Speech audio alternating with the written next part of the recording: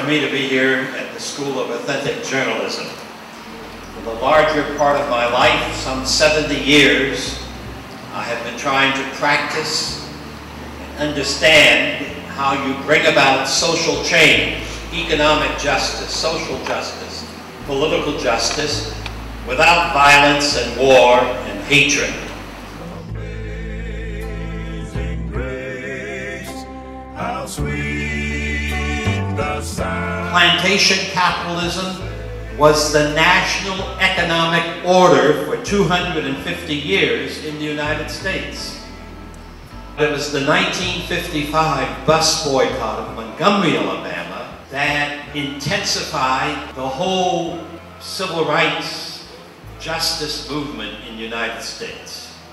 It was the Nashville movement that picked up after the Montgomery bus boycott.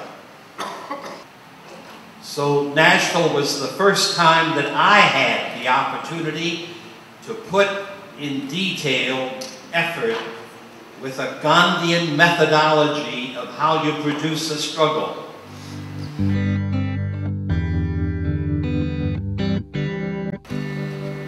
Nashville did not happen spontaneously, as some would say. Some 30 to 60 people met for 3 months, so 6 months rather, January to June of 1959. People get ready, there's a train a-coming. We assessed our local situation.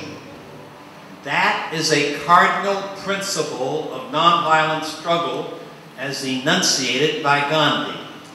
In Nashville, in those 6 months, we determined that we were going to begin by desegregating downtown Nashville.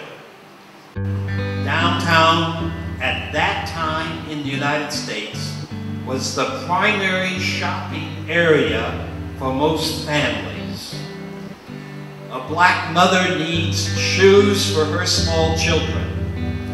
She goes downtown to buy them. She finds that the children are not allowed to try on the shoes first.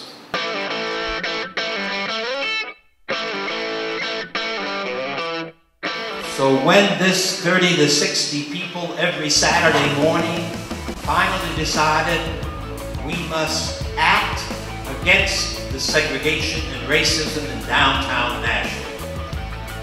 And we then recruited in the summer students from universities in Nashville. Now obviously 30 to 60 people does not represent a sizable population. But nonviolence insists that it does not matter the size of, at the point of where you're beginning, if you begin with the notion of short-term and long-term goals, a vision that captures imagination. The movement was, the Nashville campaign was effective because we produced a large number of people who were steeped in Gandhian nonviolent methodology and techniques. The participants must try to develop strength and courage, even physical strength, to endure. Again, I feel that nonviolent struggle is very similar to military struggle, except that we're not using the vehicles of hate or violence to make changes. Because one of my techniques of training is to insist that the training help all sorts of people to take on assignments that they perhaps thought they could not do, but that would give them confidence in doing them anyway.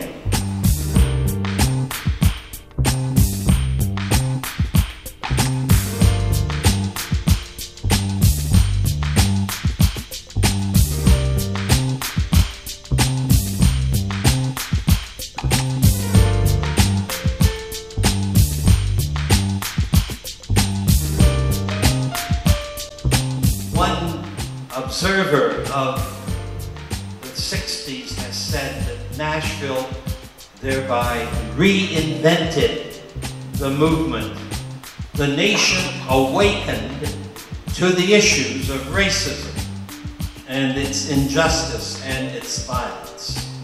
Millions of ordinary people in our country said, we need change and we can change.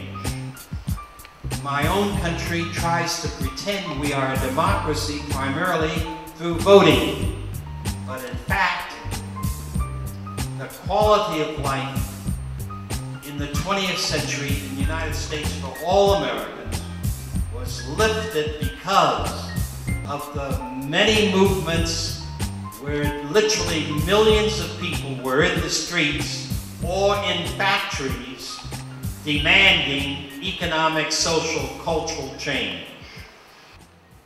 The extraordinary revolutions of the 20th century were essentially initiated through nonviolent action. In every decade of the 20th century, in Europe, in Asia, in Africa, in Latin America, in North America, our 21st century in our world must have repetitions of those struggles.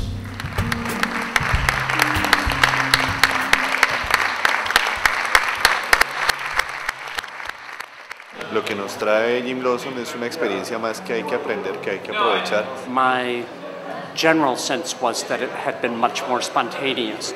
Fíjate que no tenía muy claro que el Freedom Ride había comenzado con 16 personas solamente, en un autobús.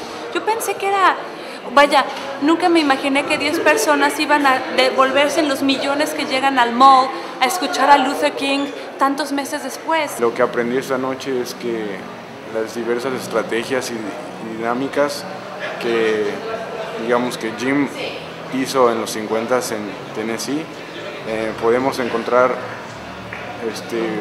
unas estrategias locales en nuestros conflictos y aplicarlos de acuerdo a las necesidades del mismo movimiento.